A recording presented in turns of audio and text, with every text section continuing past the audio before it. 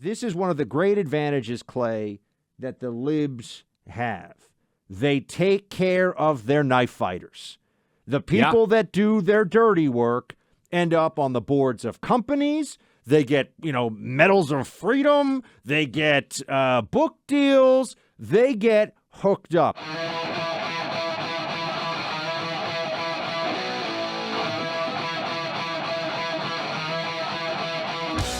They are lying to you, and it's the point. This is true of so many things, but the Democrats, the anti-Trump left, they constantly lie to you, and they don't feel badly about it. They don't care, even when you catch them, because, as I've said, the lying is the point. Let me give you an example of what I mean here. You may have seen there's some coverage of this, New York Post on it, a few others. This fellow named Jeremy Bash, who had been the chief of staff, I believe, at the Department of Defense under a Democrat, and also chief of staff at the CIA. These are the roles that he has had in the past. He was just named by the White House in a statement to President Joe Biden's Intelligence Advisory Board. Now, this is interesting to a lot of people because Jeremy Bash is one of the 50 or so people who signed his name to the Hunter Biden laptop is disinformation. Trust us. We're super smart intelligence professionals. We're out there. We know all the super secrets, and you can trust us. Nobody with an IQ above room temperature really thought the Hunter Biden laptop was an elaborate Russian scheme, but they were desperate. It was a super narrow election. You have 40,000 votes spread over a few states going a different way, even with all the shenanigans, even with all the legal changes and legal questions. 40,000 votes go a different way, and you have a different president. So there was a desperation. My point in bringing up the Jeremy Bash situation is that this is one of the great advantages, Clay, that the libs have. They take care of their knife fighters. The people that do their dirty work end up on the boards of companies. They get, medals of freedom. They get book deals. They get hooked up. One thing the left does very well, the Democrat Party, they are like the mafiosi who do pay the family, and, you go to prison, but you keep the omerta. They're going to take care of your family. They're going to, bring over, food and et cetera, et cetera. We've all seen Goodfellas. We know, right? They'll take care of you when you're in prison. On the right, this is one of our big failings. People that take a difficult stand, people that stand on principle or that get canceled because not of the thing they did so much as their previous work for the right. We say to them, maybe they can start a small business somewhere. Good luck to you, buddy. Really appreciate all the work you did for the conservative cause, but see you later. I don't want to be associated with this person who's been canceled. I don't want to be associated with this person who the left has targeted and destroyed. And I just think that on the Russia collusion issue, what you have seen is that they were all elevated. They were all those people. I mean, here is just this one quickly, Clay. James Clapper, for example. This guy was obviously a source for a lot of the CNN stuff on Russia collusion, became a CNN contributor. They're straight up paying him out. Awfully interesting how that happens. Isn't that interesting? Here he is saying something that I want to analyze with you. 12. To me, yes, you always have to make a worst case assumption.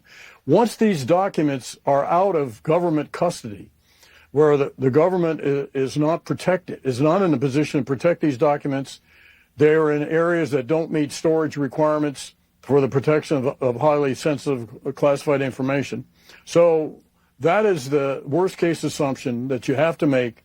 What is the potential damage that could be done to U.S. intelligence capabilities? That is, were sources, methods, tradecraft compromised? And that can get very personal in the case of human assets. Clay, if they were able to sneak in some spy to get into a locked part of Mar-a-Lago with surveillance cameras and Secret Service there, who was able to secretly go through thousands of pages of hard copy documents to find the 10 pages, the 25 pages, whatever it is that are marked top secret, we're screwed, man. I mean, it's all over. But this is what they do. This is the fear-mongering they engage in. Yeah, and the interesting thing about not only the guy that they're protecting, associated with putting his name on a lie, which was that this was Russian disinformation. And I got to give credit to our buddy, Senator Ron Johnson, who all of you should vote for in Wisconsin, who is going to be in a real battle there. Buck, he's pointing out, what did Facebook actually get told by the FBI, right, associated with this Hunter Biden laptop?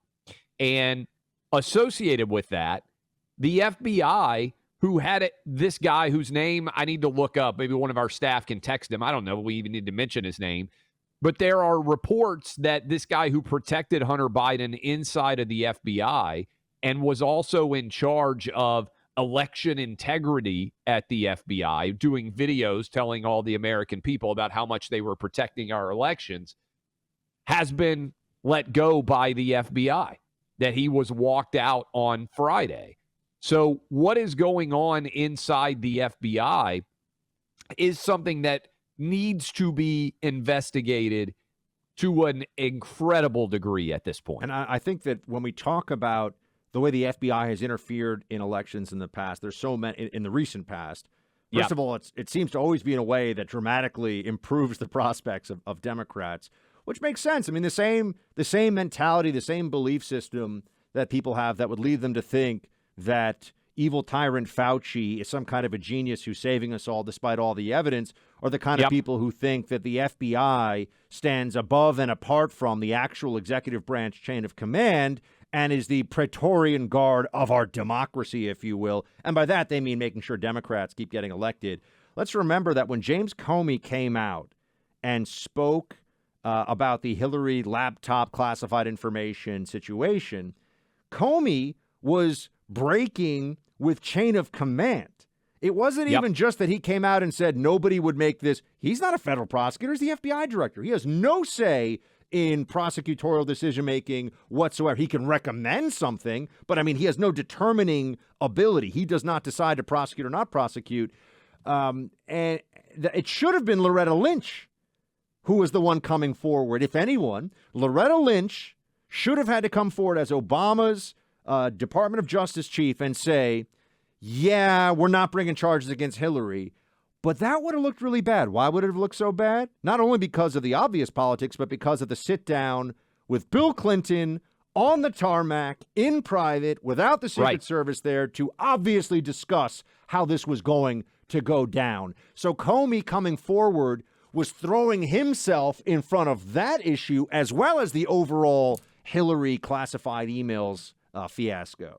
Which, to your point, is why I'm still stunned that Merrick Garland is allowed to be in charge of this Donald Trump investigation in any way. Because the reason they didn't have Attorney General Loretta Lynch make that announcement about Hillary was because of at a minimum, the appearance of impropriety. Remember that conflict in the law is not just about impropriety, it's about the appearance of impropriety. How is there not a clear appearance of impropriety when Merrick Garland is investigating his boss's chief political rival? The idea that he is able to do this at all, Democrats at least acknowledged this when they got James Comey to step out in front of, to your point, the train and effectively say this should not be a prosecutable offense. It's the Department of Justice that should have made that call, but they didn't because they thought it would have looked improper. How do they not have that same alarm bell going off right now with Merrick Garland investigating his boss's chief political rival? If we're going to have a special counsel statute, how can the special counsel statute not apply to what you just brought up and to the obvious federal criminal jeopardy that the president's son is in? I mean, Clay, They brought forward the Democrats fight so dirty, and I want to, this is going to be a theme we talk about a lot. You're hitting on what I think is one of the top stories.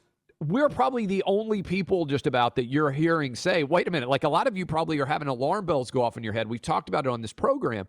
You can't investigate your chief political rival. It is crazy that this would even be allowed in any respect, Democrat or Republican, by the way. Clay, they used they got a special counsel on Russia collusion and the firing of James Comey. They used a special counsel for the leak of a CIA officer's name. Jim Jeffords gave him the special counsel, which is what got Trump so angry because the attorney general said, I can't conduct this. If I remember correctly, I think Jim Jeffords was like, I can't conduct this investigation. It wasn't Jim Jeffords. It was talking about the first AG from Trump's first attorney general. Sessions. Thank you. Sessions. I actually sat down for a long form interview with him. I had the phenomenon of sitting down with Sessions for the first time. He had given an interview in like 6 months, and then go sit down with Trump, and all Trump was saying was my AG is terrible, and I was like, oh gosh. Well, but I get it. Like Sessions recused himself from that investigation, which necessitated an IG. But the fact that nobody's even suggesting that hardly in anywhere in the media, it's crazy that we got this going on. The Democrats do lawfare all the time. Democrats are the people that try to get their rival fired from the office for leaving 5 minutes early and saying that it's time theft. Like, these people are petty and vicious. They got a special counsel on the Valerie Plame issue. They knew from the very beginning what happened there. And what happened was that somebody let it slip that they knew the identity of someone. It was Richard Armitage. They knew from the beginning. And they kept going. Why did they keep that going? Because they use the special counsel as a weapon against their political opponents. We Republicans sit around and we go, but what's fair? I want to do what's fair. And the libs sit around saying, how can we, politically knife our enemies in the dark of night without anybody knowing what's going on? And we wonder how we have drooling idiot Biden running the country. On Thursday, we're getting lectured on the importance of democracy in a primetime address from Joe Biden. Much of it will be focused on Donald Trump. But let me just ask you, everybody out there, think about this. Name a bigger threat to democracy than the sitting Department of Justice investigating the chief political rival of the current president. Like, everybody wants to talk about January 6th. If you had to objectively look at the data and say, what's worse? A bunch of people, almost all of whom are unarmed, storming the Capitol to protest a riot, or the President of the United States having his chief law enforcement officer raid the residence of his top political opponent. If you talk about democracy and norms, we've had riots before. We've never in the history of this country had a sitting attorney general get a warrant to go to the private residence of the chief political rival of the current sitting president and investigate him. You want to talk about norms and democracy? Democrats are the ones breaking them in unbelievable degree right now, and Biden's going to lecture us on Thursday about threats to our democracy. I want to mention a little bit more detail on the FBI situation. This was the Washington Times reporting. Their headline is, Top Agent Exits FBI Amid Charges of Political Bias Undermining Hunter Biden Probe. Again, this is the Washington Times that is reporting this. And Senator Ron Johnson, who wants to have hearings into this, one of many reasons why, if you're listening to us in Wisconsin right now, you need to be out. Make sure you vote here as we come up on 2 months until the midterms. Senator Johnson says, I appreciate that this man is no longer with the FBI, where it's alleged he engaged in partisan activities. Still, he and other FBI officials must be held accountable if they undermine my investigation into the Biden family's foreign financial entanglements.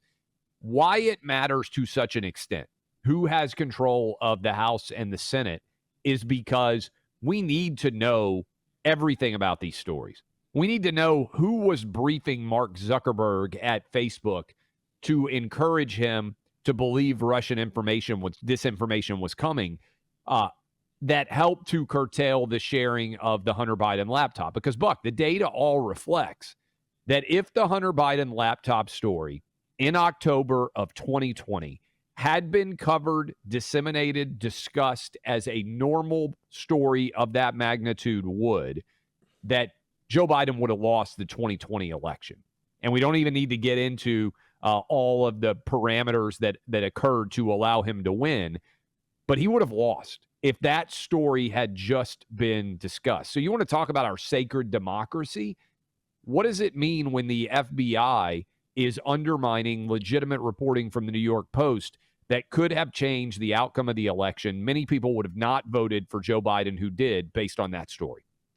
This is a big story. It's a monstrous story, and it should be investigated by the Senate and the House. And the only way it's going to happen is if we get a Republican House and Senate.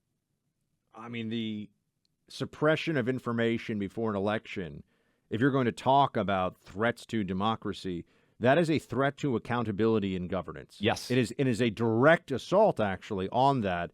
And when the methods of information dissemination are in on it, right? This is the equivalent of all of a sudden, right before an election, if this were in earlier times, oh, all the printing presses have stopped. Sorry, no news can come out right now, guys. So you're just going to have to go with whatever you're feeling right now. It's totally wrong. It's totally unethical.